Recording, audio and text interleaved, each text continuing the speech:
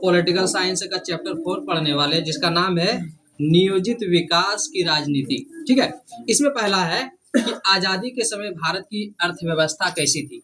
यानी कि जैसे ही हमारा देश भारत आजाद हो गया, उसके बाद भारत की अर्थव्यवस्था कैसी रही। तो पहला है कृषि पर निर्भरता, यानी कि जैसे ही भारत आजाद हुआ उसके बाद भारत के टोटल लोग किस पर निर्भर रह गए, सिर्फ कृषि पर निर्भर है, यानी कि कृषि के अलावा कुछ भी नहीं था। उसके बाद उद्योग का निराशाजनक विकास, यानी कि उस समय जो उद्योग था, कंपनी था, फैक्ट्री था, उसका विकास क्या था, बिल्कुल कम था, यानी कि नहीं के बराबर। इसी के कारण लोग किस पर डिपेंड थे, कृषि पर डिपेंड थे। उसके बाद आधारिक संरचना, यानी कि उस समय बिजली की व्यवस्था अच्छी नहीं थी, उसके बाद सड़क की व्यवस्था अच्छी नहीं थी, उसके बाद बाजार की व्यवस्था अच्छी नहीं थी।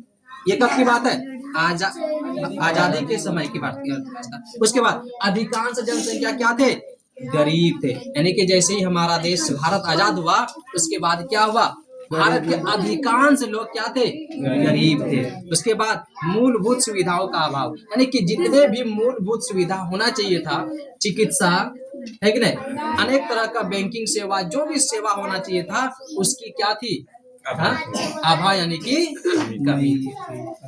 चारा बगल घोड़ा हो रहा है, बोल रहा था।